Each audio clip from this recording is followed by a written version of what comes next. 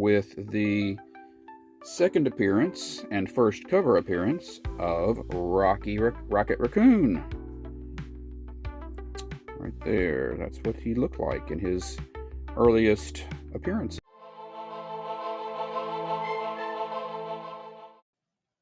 Hi, I'm Glenn Simpson, and I've collected comics for over 40 years, and I'm showing off my collection one box at a time. Today, we're looking at box number 82. We're going to start off with Immortal Men. We're going to get into some Immortal Thor, some Impulse, and find our way into Incredible Hulk. It's going to be a hulking good time. I'm so glad you're here. Thank you so much. Please like and comment and subscribe. It really helps the channel. Let me know if there's anything inside these packs that you'd like to see more of. And with no further ado, let's get going with box 82. Okay, so we begin with Immortal Men, which was one of the New Age of Heroes series DC did. They included Sideways and Silencer and who else? Damage and the Terrifics. Of all of those, the Terrifics really being the only one that kind of stuck. The other thing about this was that the artists were given ownership. So if the characters had taken off and movies had been made, then the artists would have gotten a more direct cut of the profits. But really none of them did that well. So anyway, Immortal Men, kind of a bunch of immortal, I guess, superheroes. I don't remember all the details on this one, but issue 1 through issue 6. Of course, a lot of this was spurred on by the dark multiverse, things like that. Let's see. Oh, that was it, actually. Wait, 6. Sure that's just not out of order. No, that was it. That was it. That was your Immortal Men. Anyway, Immortal She-Hulk. I'm guessing, because I didn't put a label on this, but you know what? What else could it be? Immortal She-Hulk, the Alex Ross Timeless variant, so it's both Timeless and Immortal, and that's that one right there. Then we get into Immortal Thor. And in my case, my first issue of Immortal Thor is the George Perez variant, posthumously created from a sketch that he had done for somebody somewhere, for something. And they did those as a line of variant covers. That's issue 1 of Immortal Thor. Of course, once the regular covers are by Alex Ross on Immortal Things. So that's issue 4 there.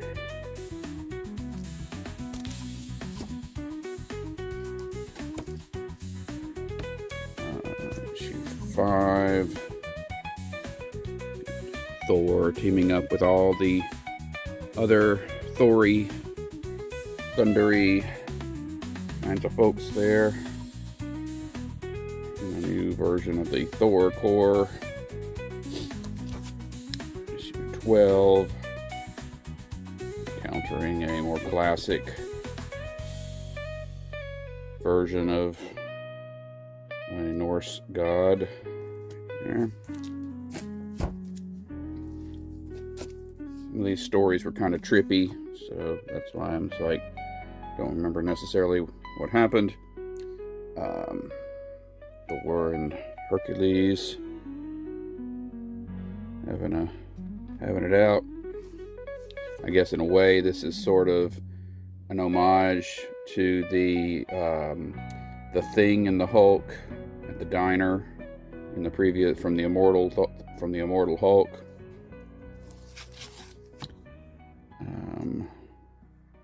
We've got Radioactive Man showing up with a bit more personality than he normally has, by the way. He's sassy, if I remember correctly, in this one. There you go.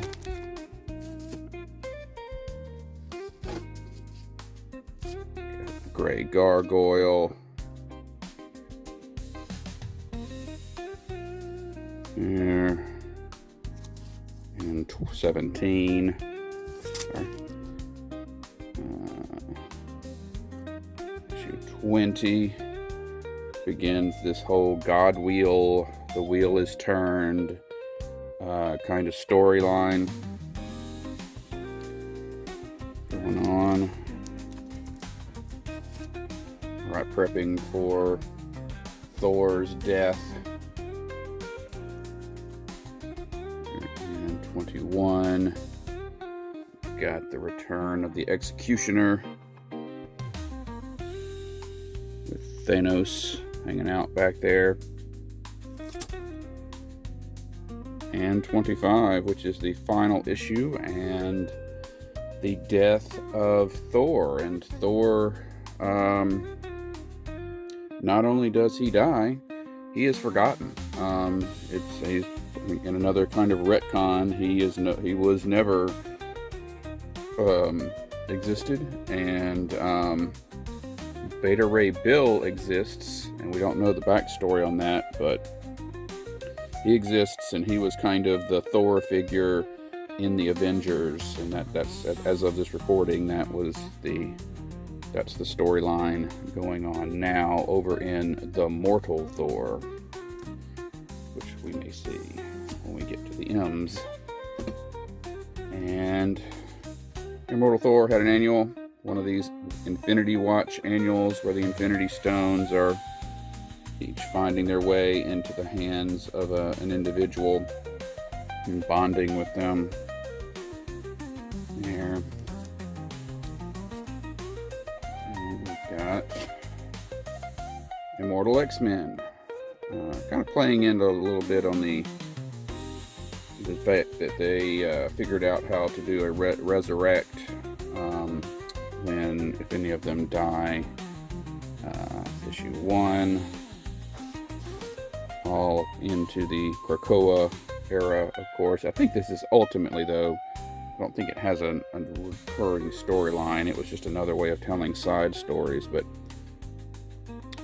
here we got a story focusing on Mystique and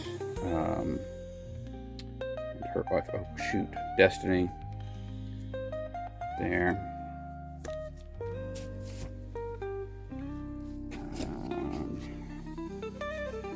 And we're all wrapped up in Mr. Sinister, issue 9. Issue 14, we've got Xavier right there, dealing with some Sentinel, old Sentinel.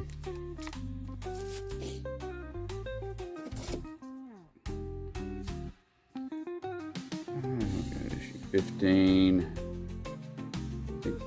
I think this was the storyline with all of the Wolverine clones. Note the bone claws.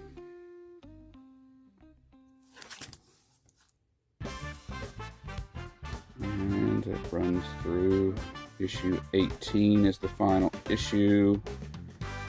This was I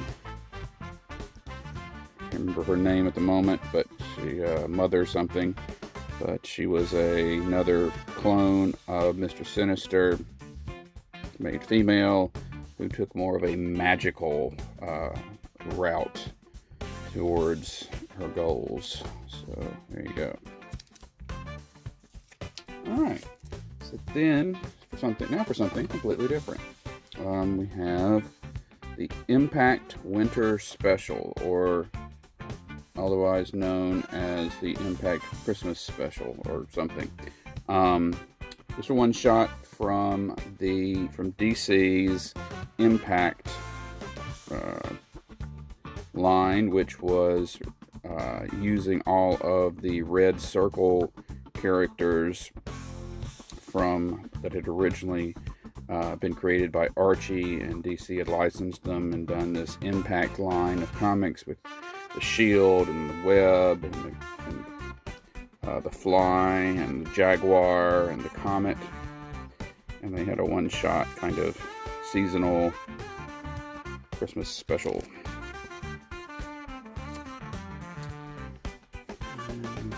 Into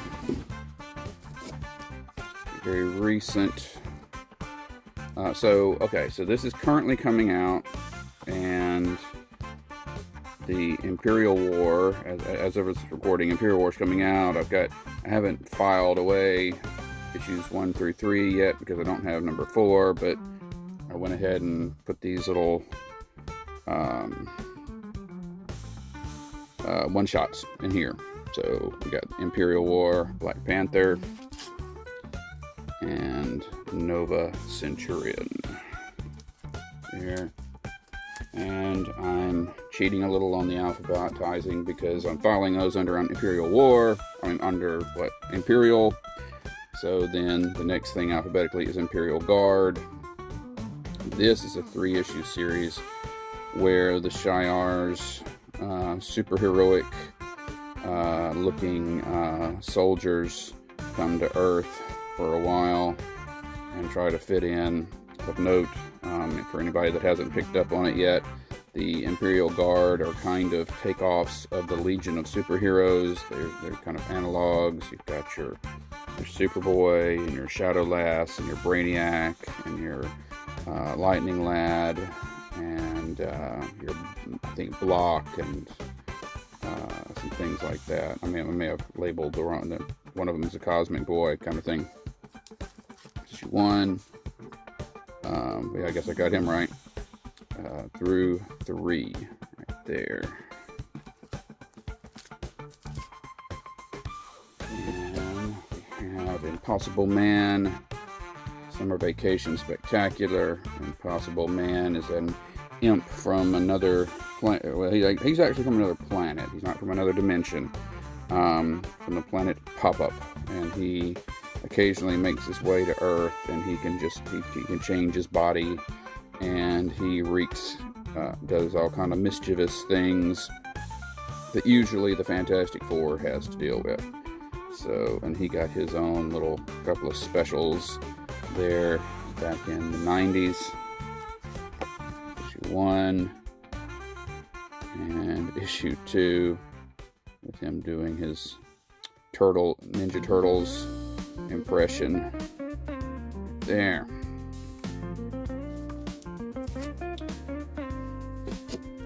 Next we get Impulse.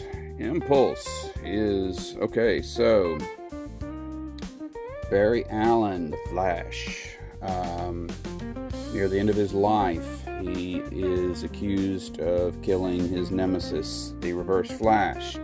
He leaves and goes to the future, like the 25th century, and not the 25th, that's Buck Rogers, the 30th century, or was it the 25th? I don't know, in the future.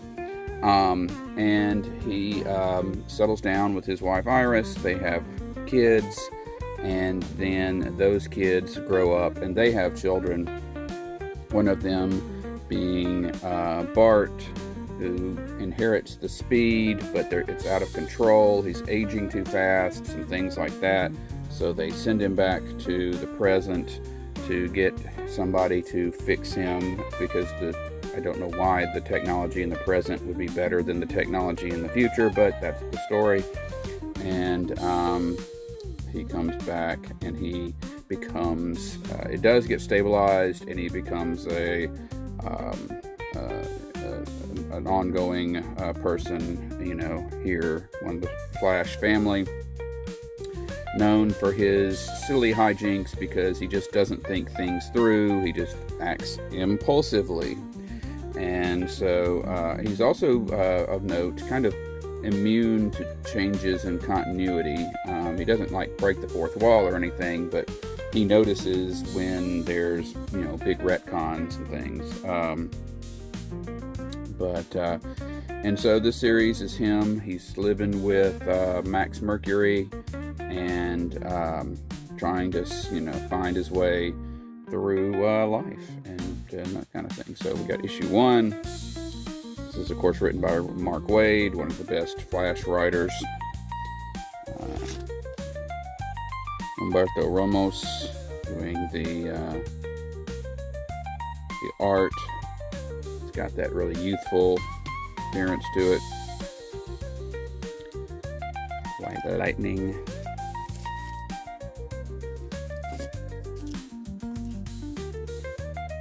Issue 5. There. He had spent a lot of time in a virtual reality environment, and so he has a bit of a lack of understanding of ramifications in the real world because he was just in that VR for so long. Issue 5. Issue 8, Underworld Unleashed crossover, just people fighting villains that they haven't normally fought, and villains getting power-ups and things. So Blockbuster, who is known for his big mighty strength but tiny brain, actually gets both a big brain and the strength, so he's unstoppable now, but Impulse will figure it out, which is actually a change they'll keep for a while. 9, we've got Excess, so they're cousins, and she is also a descendant of Barry Allen, and she hangs out with the Legion of Superheroes a little bit further in the future, and so they meet back here in the present, as it were. Issue 9, issue 12. This one was amusing because, of course, since he can move at super speed, he was able to learn how to play guitar, really fast. So from our point of view, he sounded terrible. Oh, not so bad. So, and then he's good. Issue 13. There.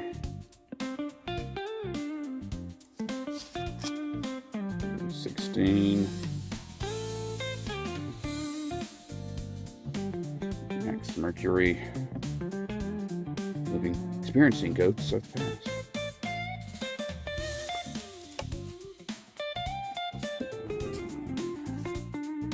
Issue 17. Impulse meeting Zatanna, who is sort of miscolored with brown hair there, but it's okay. Issue 20. There. I'm not holding this wrong. It's the way it's cut. That's the way it's supposed to be.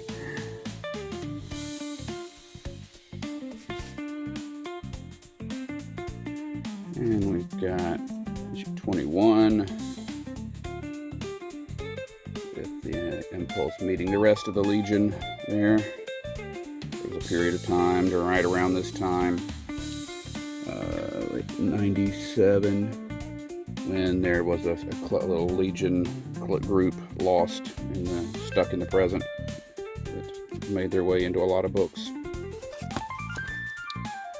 Issue 24.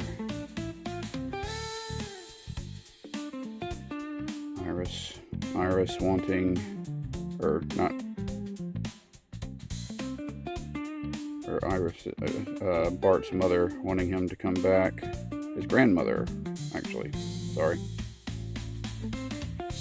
Well, it wouldn't be his mother. Wait a minute. I thought his mother was... Okay, anyway. I don't know. I have to think about that. 24. I thought he was... They're saying, now that I mention it, now that I say it out loud, they make a big deal about Iris Allen coming back, but she's not his mother.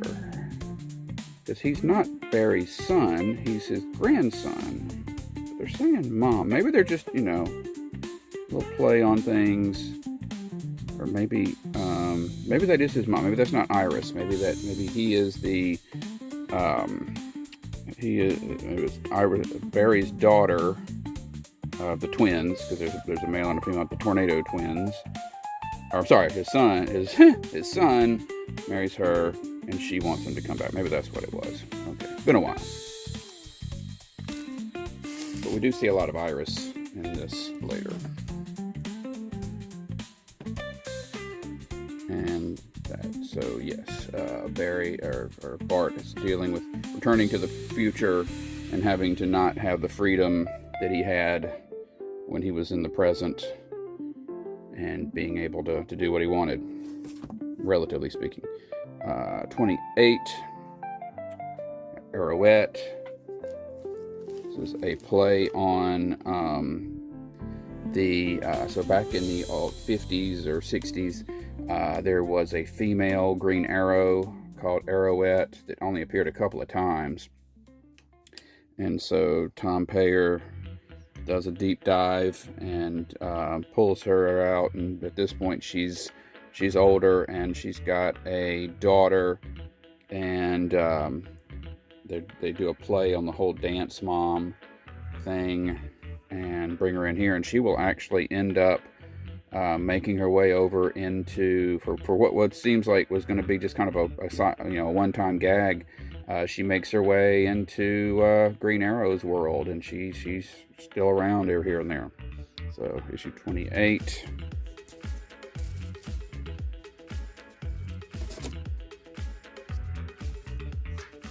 29.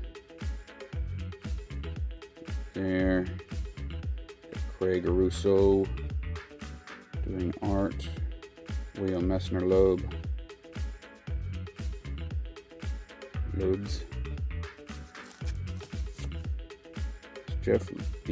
William Messner Loebs. If it's got an S, it's William Messner Loebs. It's Jeff Loeb, if it's just one Loeb. Yeah. It's the month that all the covers had, covers like this with a big face close up.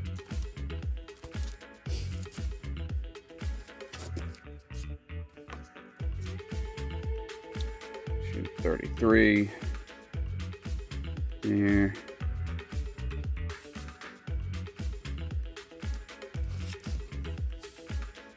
Issue 40.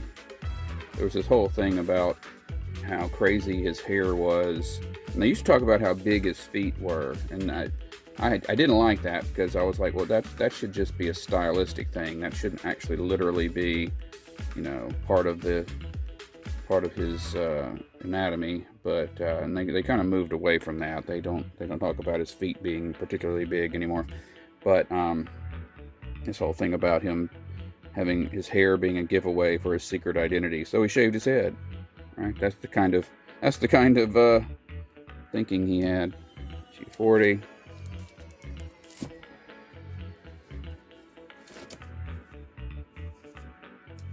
Issue 41. There. He's in Van Sciver doing artwork inside.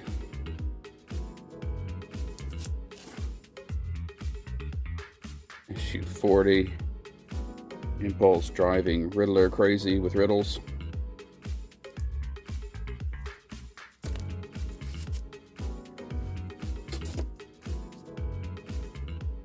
Issue 49.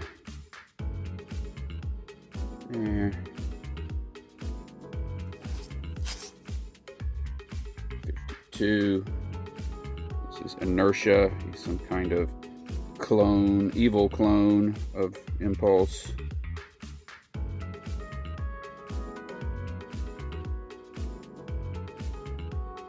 Got a little bit of New Gods, Calabac showing up.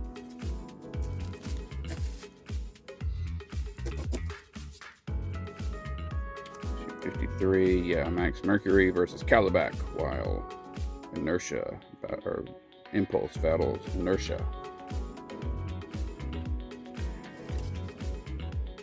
56.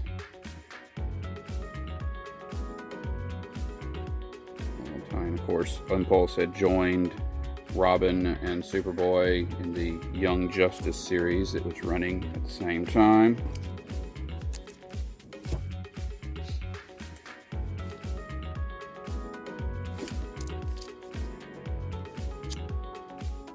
Little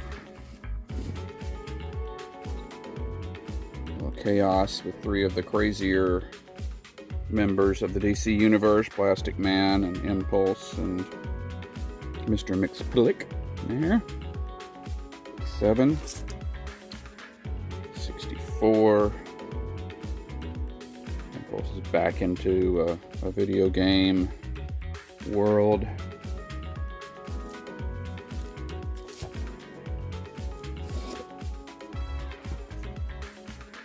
5. Yeah. Getting a little more serious. Doing an actual plot, 4-part series. Mercury Falling, dealing with Max's look from his background. There. 72.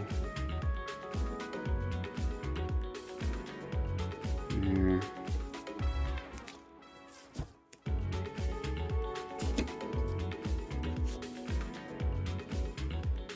73.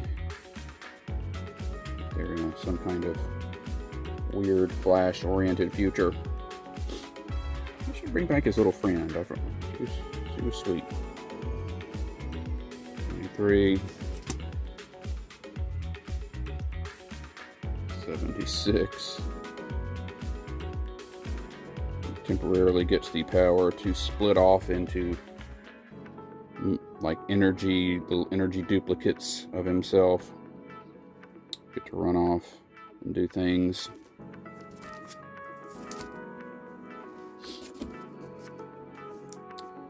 '77. Part of the Our Worlds at War series that was running through a lot of DC's books. Aliens come to Earth and attack, and a lot of the books get pulled into that. 7. 80, the return of White Lightning from the early issues.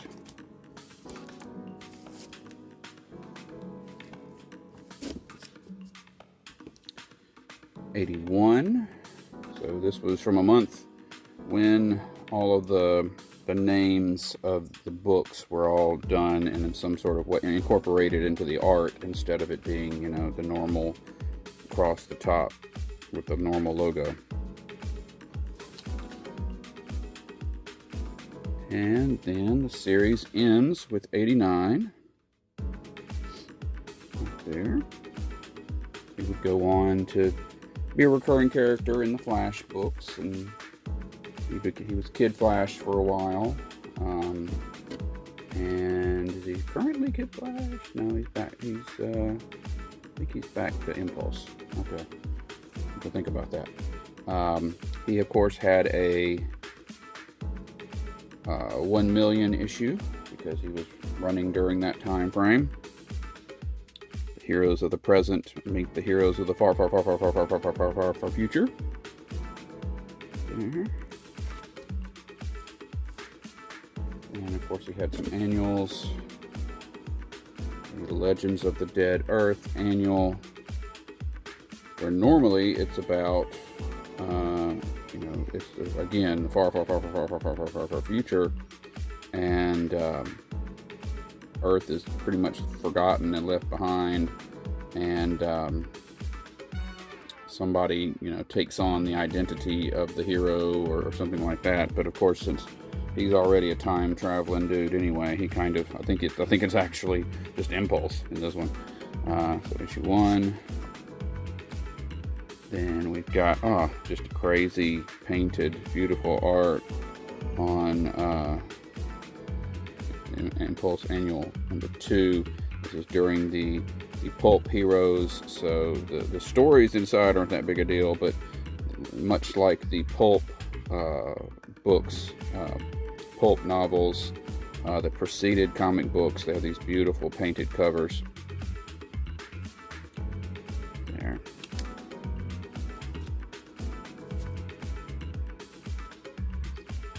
We have got this square-bound issue, Impulse, Bart Saves the Universe. Bart crosses over with the JSA, Christopher Priest. Not sure why, I can't remember why it's a big, such a big deal, other than it's a square-bound, so it's just hard to get in really good condition. There you go.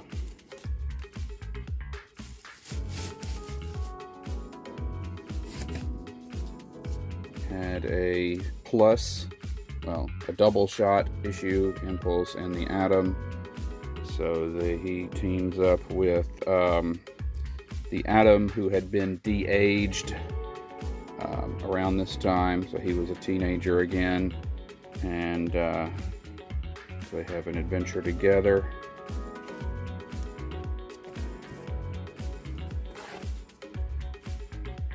And plus, so the Scare Tactics was a book about these 4 or 5 characters who all kind of resembled monsters, but they were on the run, and they had a band, and they got, just to kind of promote, I think, that series, they did these one-shots where each one member of the Scare Tactics group met a normal, one of the main DC characters at the time. So this is Impulse plus Gross Out, number 1. Alright. Got Incoming, which was a one-shot that sort of was just kind of giving some previews of what was to come in Marvel's books at that time. You do some little change-ups and things, and kind of just something to get everybody excited. Got the Incomplete Death's Head. It reprints, I believe it reprint. Well, I don't even think it's a reprint. I think it's just the joke is that he's a robot, so he's incomplete. I don't know, but this is there's 2 versions of Death's Head. He's an android or robotic, and he gets destroyed and he gets rebuilt. But then there's time travel shenanigans. So the old one and the new one are meeting, and I think I just got this one because it is guest starring the She-Hulk. All right, welcome to Incredible. We begin with Incredible Hercules, number 113, which seems like a big jump, but what happened was, so Hulk, Incredible Hulk, the second series was had hit in 112, and then Hulk, you had gone through the whole World War Hulks thing, and I think, if I remember correctly, and we'll see this when we get to that point, not too long. The book kind of split off. Hercules had been guest starring, and so and I guess they'd gotten some good mail on that. So yes, after the World War Hulk was over, the Incredible Hercules split off and picked up on the numbering from Incredible Hulk. So this is Incredible Hercules number 113, Arthur Adams cover. This is through 119. This is where Amadeus Cho, who had first appeared over in the Amazing Fantasy revival, is brought back. He's not quite the cocky little sucker that he becomes later, but he is a super smart little guy, and he has a coyote cub that he rescues that we stopped seeing after a while. I wonder whatever happened to him. He is the sort of sidekick. For a while there, he becomes the new Rick Jones. You know, Rick Jones would be the sidekick to various heroes here and there, and Amadeus Cho kind of did the same thing for a while. So there's issue 119.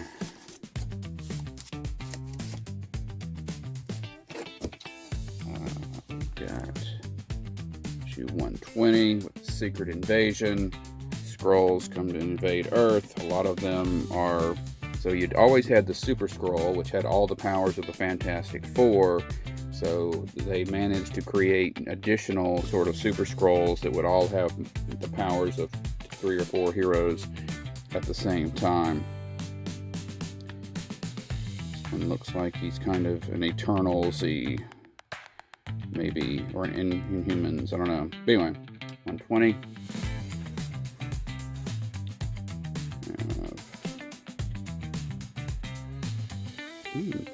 Bob Layton doing the cover on this one. Classic Hercules artist. Issue 124. Issue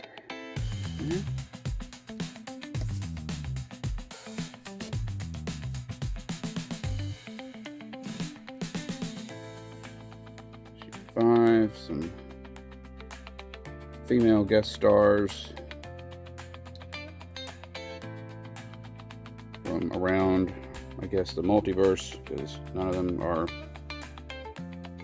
the normal versions of those.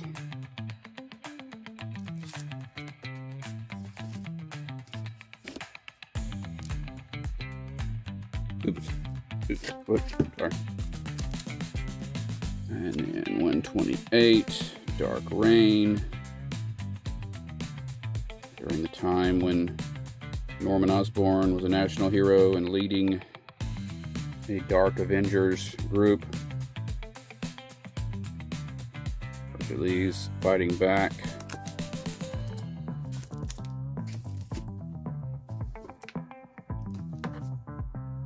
$129. I think this is, they had to travel to the realm of the dead. These are all characters who, at the time, were dead. You never know. Some of them. I heard an explanation once that in the Marvel Universe, if you ever think you're going to the realm of the dead and meeting the spirits of dead characters, you're not really. It's all demons who just take the form of people who people think are dead. And that's why, you know, because I know Wasp comes back. That way, if the person isn't really dead, then that's why they seem to be in the realm of the dead. Anyway, issue 129. 132, Hercules and Thor swap places. I think I thought this happened in another series I mentioned earlier, but this is where this gets funny. So they're dressing up as each other and impersonating each other. And this arc. This also had this little period of time. So Hercules and Amadeus run off in 2 different directions. And so each issue alternates their story. So the previous one was that So this story of Hercules and Thor trading places or whatever is going to run through the even-numbered issues for a few issues, and Amadeus is going to have his own storyline running through the even or the odd-numbered issues for a few issues. 133, 136, Hercu-Thor versus Thorcules.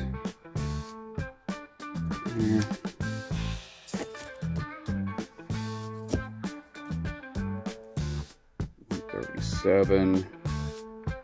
I think it all comes back together at this point.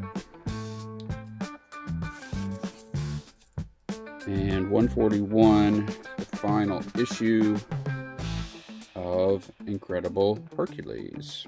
Hercules would go on to just have it going back to having series, or mini-series anyway, with his name on them, without the adjective. Alright, so welcome to Incredible Hulk. So we begin Incredible Hulk with a flashback issue. A lot of the series that were running during the certain period had these. They are like -1 issues, and they would tell some story of the background of the character. This had some more background on Bruce Banner's father, and this is actually reprinted in, if I remember correctly, in Immortal Hulk number 0. Yeah. And I do not have a Wolverine. I do not have a 181 or a 180. Sorry about that.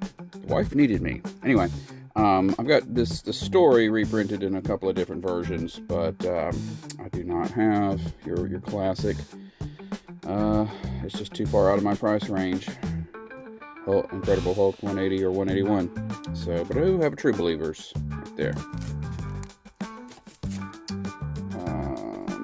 So let's see. I do have a 185. That's exciting, right? That's as exciting as a 181, right? No? Okay, anyway. 185. There, picked up in somebody's collection that they gave me or something.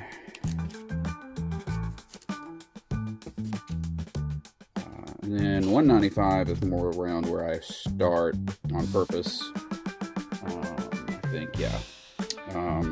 Some of the, I try to start around 1976, and then I don't know if this applies really here, but if there were any Marvel superheroes reprints, then I probably would let that count. But we start here at 195, fighting the old Abomination.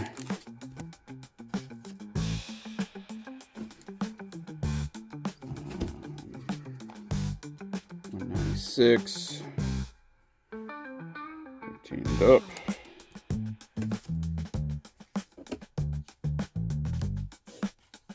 197, Hulk hanging out with the Man-Thing, the Collector from the Guardians of the Galaxy movies.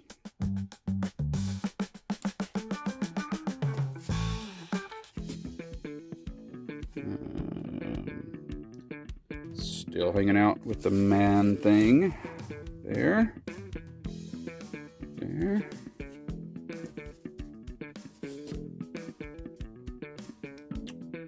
199. Doc Samson trying to help capture the Hulk. The military. Classic. That's the classic scenario. Is the Hulk's on the run. The military's trying to catch him. And 200 there.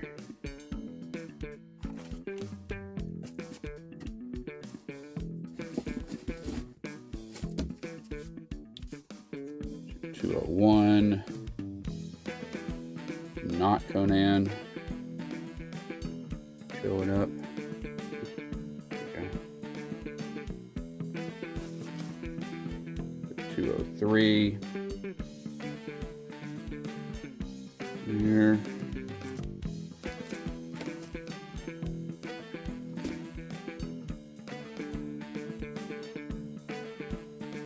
206.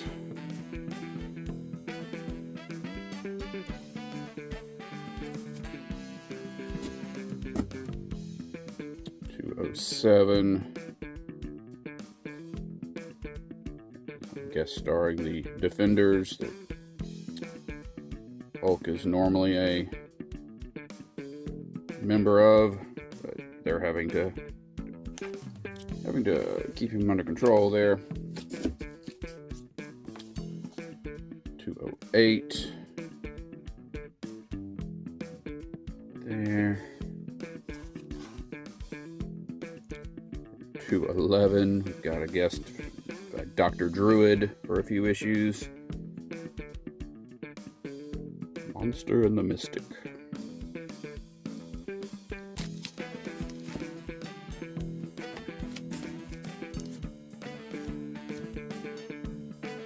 212, the Constrictor. There. I don't know if they mentioned it in here. You know, he ends up with adamantium. His coils are adamantium, and so he becomes kind of a off-brand Wolverine a little bit. And it's funny how it all kind of came together later. 212, 215. Art by Validar. Is that not the coolest name ever? Validar. I need to look up some more information on Validar. Probably just some regular guy, and that just happens to be his last name. 216. Fighting the Bi-Beast. He's got two heads, but not in the way that you normally would think. Right there. 219. Out there tearing it up. As you do when you're the Hulk.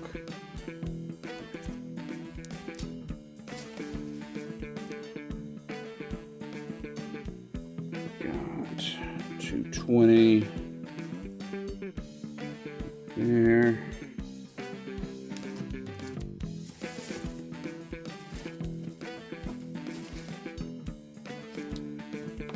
221. Appearance by Stingray. His cool mask. Although they look like they tried to actually indicate where his eyes are there. That's not normally for Stingray. Normally he's just 221. 224. There. Versus the leader. I like how, you know, it's always like, he'll never defeat my indestructible, you know, robotic, you know, thing. And then it's always got these long legs that can easily be just knocked out from under him. Their definition of indestructible is kind of funny. 225. Hulk once again struggling against a powerful foe. There. I don't know who that is. I don't know. 225. 227. Right there. I think this is something happening in his head or something. There.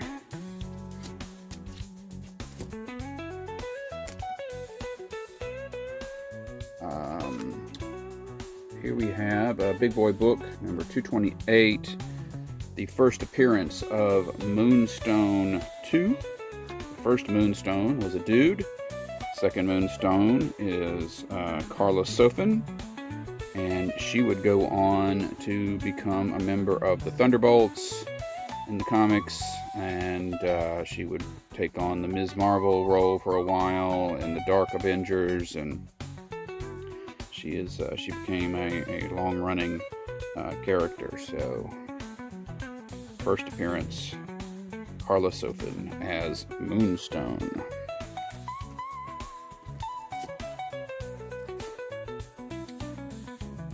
$229 there.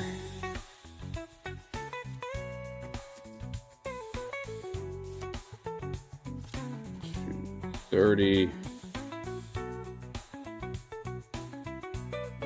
There, just more. Everybody's afraid of the Hulk. 231. Another higher priced book, but not a key. Right there. Maybe it's just my copy might be in a better shape, then maybe that's why.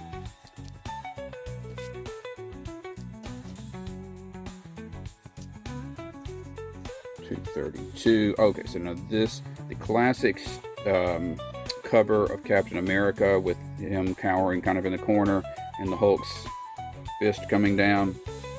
This is the other side of that storyline going on, or this may be the first part of it, but the storyline runs between the two books in Incredible Hulk 232. 234. Hulk visits Berkeley, California.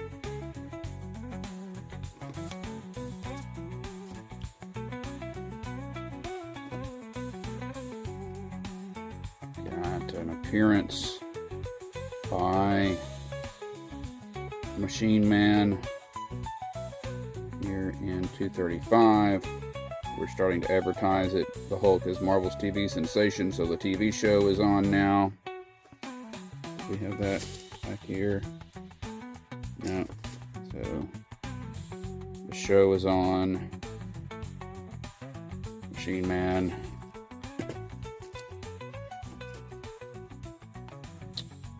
Continuing that storyline in 236. There. 237. Tearing stuff up. 240. There.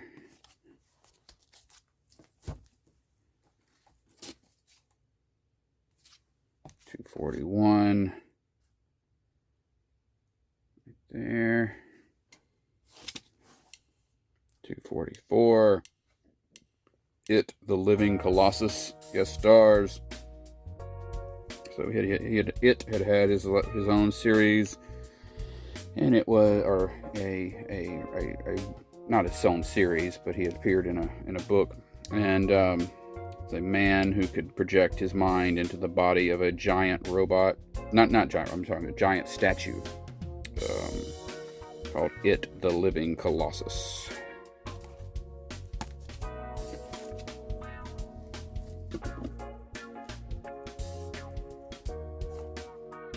245, which is apparently the first appearance of the Super Mandroid.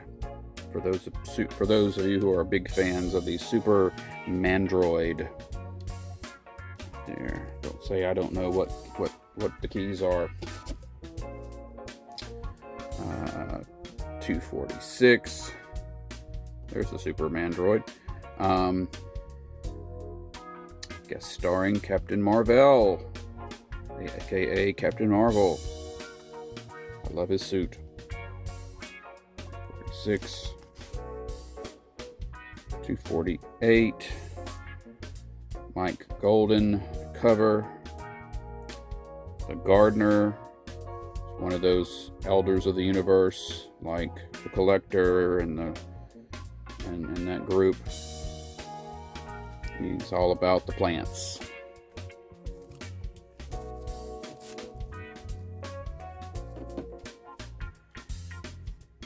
249. There, Steve Ditko cover.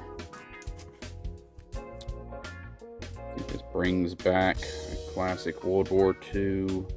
They're the cold-based guy, if I remember correctly.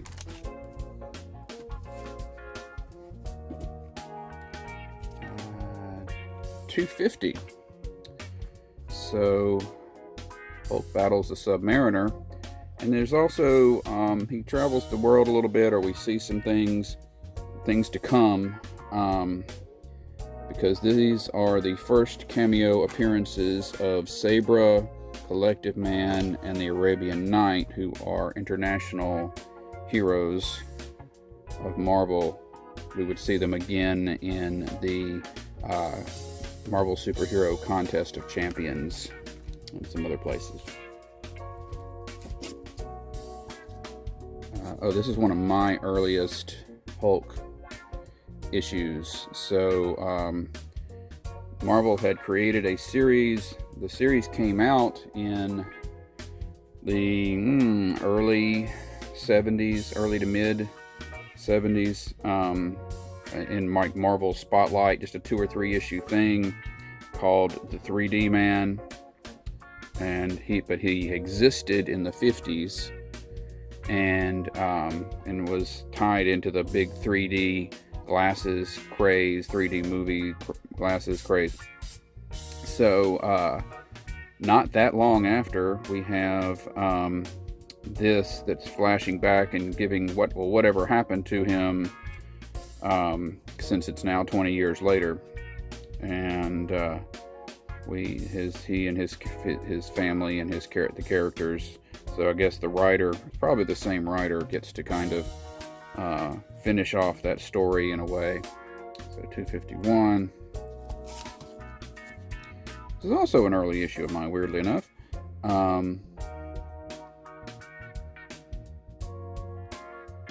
The Incredible Hulk, for 254.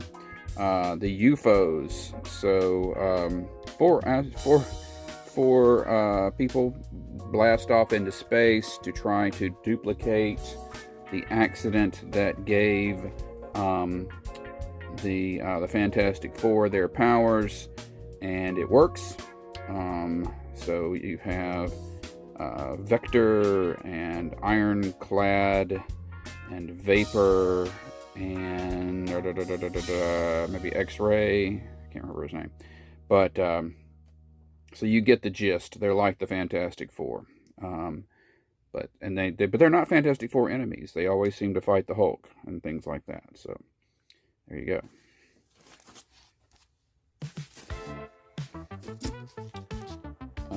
Got 255. Hulk versus Thor. It's always a good time. 258. Hulk going up against the Soviet super soldiers. Darkstar, Crimson Dynamo, Vanguard, Ursa Major.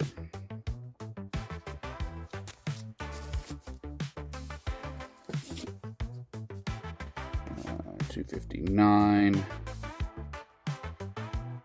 Hulk's old buddy from the Defenders, Red Guardian, comes along to save him from the Soviet super soldiers and stuff like that. Getting all of the Marvel's Soviet, Russia stuff thrown in there. 262. A one-shot tail there.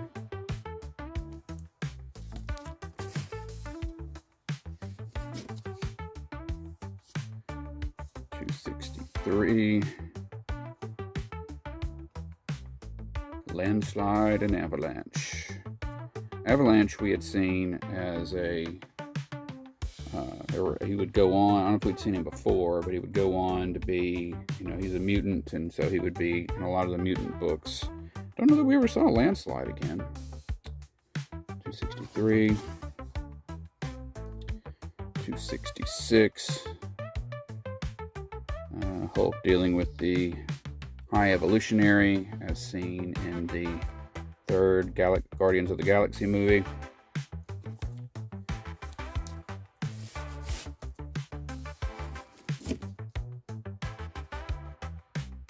267. Hulk facing some of his old foes. 270. Hulk in space. Some of his past space-oriented critters showing up. And while the Hulk's in space, we have, of course, 271 with the second appearance and first cover appearance of Rocket Raccoon. Right there, that's what he looked like in his earliest appearances. So the big boy book right there. And it's his 20th anniversary issue. Right there. And then we have 272, the Hulk and the Wendigo and Sasquatch going at it. Right there, the Hulk and Sasquatch will, I can't remember if this is before or after, there's an annual that I had, which we'll see in a bit, see in the next video, where they face off. I don't know if this is before or after that. 272 and 276, we've got the return of the UFOs. Everybody, you thought they had all like perished at the end of their previous appearance, but no, they made it. Imagine that. And that is the end of this box. Okay, so that was box 82. Next time we'll get into box 83. We will continue with the Incredible Hulk Volume 1 through the end of that. And then we will get into about 4 years worth of Incredible Hulk Volume 2. So we're going to be Gamma Green in the next box. I'm so glad you were here for this one. Thank you so much, and I hope you have a great day.